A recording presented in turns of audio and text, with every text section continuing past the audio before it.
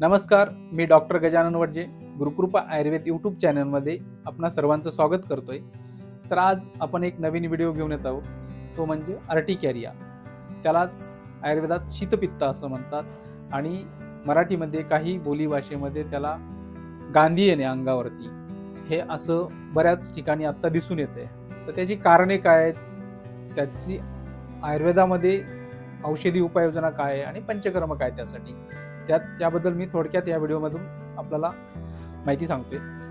तर ह्याची कारणे मुख्यतः असे दिसून येतात की लहान बाळांमध्ये शक्यतो बेकरी प्रोडक्ट्स जर जास्त खाण्यात आले किंवा ती जर चहाबरोबर खाण्यात आले आणि अवेळी जर खाण्यात आले तर मोस्टली यामध्ये बिस्किट असेल, खारी असेल, टोस्ट असेल, ब्रेड असेल, बटर असेल, ह्या सगळ्या गोष्टी, पिझ्झा असेल, बर्गर असेल, समोसा आहे, वडापाव आहे आणि अगदीच म्हणजे ह्या सगळ्या गोष्टींचा जर विचार केला, ह्या गोष्टी जर वारंवार सेवन करण्यात आल्या तर ह्यामुळे कफ आणि पित्ताची दृष्टी होऊन ह्या दोन्ही दृष्टी रक्तदृष्टी करतात आणि ह्यामुळे मग प्रॉब्लेम काय होतं, तर ती रक्ताची दृष्टी जेव्हा होते तेव्हा त्याचा प्रादुर्भाव म्हणजे जो काही दिसून येतो दुष्परिणाम तो त्वचेवरती दिसून येतो आणि अगदी म्हणजे इमर्जन्सी सारख्या कंडिशन्स ह्या अवस्थेत आपल्याला बघायला मिळतात।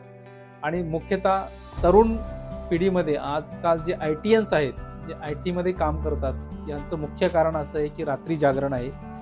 दुसरं मुख्य कारण आहे कोल्ड ड्रिंक्सचा खूप मोठ्या प्रमाणात उपयोग। तिसरं कारण आहे फास्ट फूड्स आहेत, पिझ्झा, बर्गर आणि बेकरी प्रोडक्ट्स, ह्या सगळ्या गोष्टी आहेत, यांचं सगळ्यांचं कॉम्बिनेशन आणि रात्री जागरण आणि दही सेवन।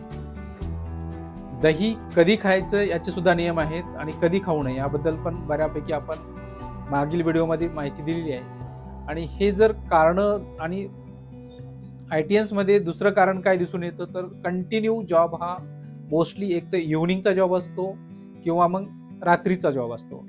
रात्री जागरण असतं आणि रात्री उशिरा खाल्लं जातं, खाल्लेलं ते पचत नाही, न पचल्यामुळे त्यामुळे पित्ताची दृष्टी होते, हायपर ॲसिडिटी होण्यास सुरुवात होते आणि ही जर हायपर ॲसिडिटी, आम्लपित्त लॉंग टर्म जर राहिलं तर तो लॉंग टर्मचा म्हणजे पित्त, वाढलेलं पित्त हे कुठल्या तरी मार्गाने बाहेर पडणं गरजेचं असतं। एकतर उलटी वाट बाहेर पडायला पाहिजे किंवा पातळ जुलाब होऊन संडास वाटे ते बाहेर पडायला पाहिजे। तसं न होता जेव्हा जेव्हा आपण हायपर ॲसिडिटी होते, आम्लपित्त होतं, तेव्हा तेव्हा आपण ते सप्रेस करण्याचा प्रयत्न करतो अनेक औषधांनी, त्यात पॅन्टापॅराझोल असेल, रॅपिपॅराझोल असेल, रॅनिटिडिन असेल, अशी औषधी खाऊन ती सप्रेस करण्याचा प्रयत्न करतो आणि ती सप्रेस होतात काही काळात। पण जेव्हा अशी एक वेळ अशी स्टेज येते की त्या स्टेजमध्ये ते सप्रेस झालेलं पित्त जे आहे ते तुम्हाला त्वचेवर त्याचा दुष्परिणाम दिसून येतो आणि त्वचेवरचा जो दुष्परिणाम आहे तो म्हणजे अर्टिकॅरिया।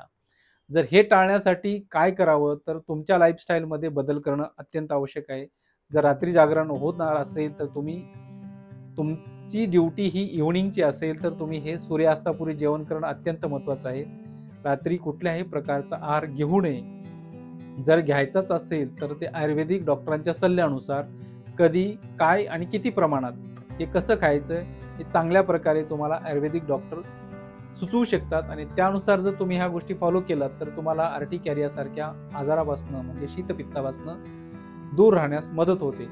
बरं, मी असे काही पेशंट बघितलेत की अर्टिकॅरियाच्या कंडिशन्समध्ये अनाफॅलेक्टिक शॉकमध्ये सुद्धा पेशंट जातात, त्यामुळे अशा कंडिशन्स ह्या जीव घेण्यासुद्धा कंडिशन्स आहेत। बऱ्याच वेळेस पेशंटचा BP कमी होतो किंवा जास्त होतो आणि पेशंटला सर्व अंगावरती सूज येते, श्वास घ्यायला सुद्धा त्रास होतो। अशा अवस्थेत पेशंटला ICU मध्ये ॲडमिट करावं लागतं, इमर्जन्सी मॅनेजमेंट करावं लागतं। ही कंडिशन आपल्यावर येऊ नये यासाठी जर आपण सुरुवातीपासून प्रयत्न केले तर खरंच ही कंडिशन टाळता येतं।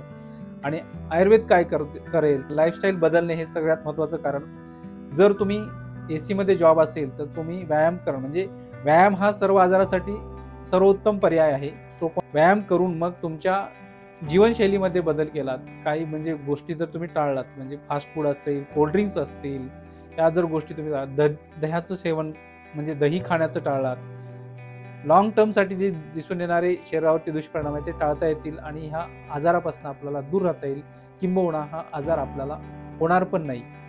आयुर्वेद काय करेल, तर आयुर्वेदामध्ये ह्यासाठी एकतर अभ्यंतर औषधी आहेत, म्हणजे पोटातनं औषधी दिली जातात, दुसरं म्हणजे रक्तमोक्षण आहे आणि तिसरी महत्त्वाची गोष्ट म्हणजे पंचकर्मातील विरेचन हा सर्वात बेस्ट असलेला हा एक पंचकर्माचा भाग आहे की जो शीतपित्तामध्ये अर्टिकॅरियामध्ये उपयोगात आणतो। काही रुग्णांना त्यांच्या दोषांच्या अवस्थेनुसार पंचकर्म करावं लागतं, काहींना वमन द्यावं लागतं।